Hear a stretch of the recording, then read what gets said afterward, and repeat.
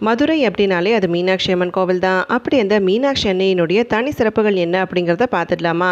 மீனாட்சி அன்னையினுடைய விக்கிரகம் மரகத கல்லால் ஆனது. பொதுவாகவே அன்னையினுடைய திருமேனி பச்சை நிறத்தில் நமக்கு காட்சி தரும்.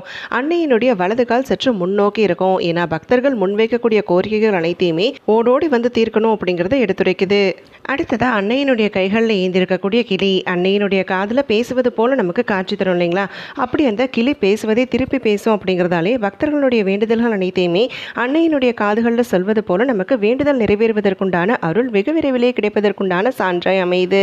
பொதுவாக நிறைய கோவில்களில் லிங்கம் சுயம்புவாக இருக்கும். ஆனால் மதுரை மீனாட்சி அம்மன் கோவிலை பொறுத்த வரைக்கும் உக்ரபாண்டியனுக்கு முடிசூட்டியதுக்கு அப்புறமா சொக்கநாதர் பெருமாளுக்கு பக்கத்தில் விக்கிரகமாக நின்றாள் அப்படிங்கிறது தான் இந்த குறிப்பிட்ட அன்னையினுடைய சிறப்பே. அதனாலேயே இந்த அன்னையை சுயம்பு அன்னை அப்படின்னு சொல்லுவாங்க. சிவாலயம் அப்படின்னாலே அது முக்தி தரக்கூடிய ஸ்தலம் அப்படின்னு சொல்லுவோம். ஆனால் இந்த குறிப்பிட்ட சிவாலயத்தில் மட்டுமே சகலவிதமான செல்வங்களையும் அருளக்கூடிய கோவிலாக அமையுது. மதுரை மீனாட்சி அன்னையே துணை.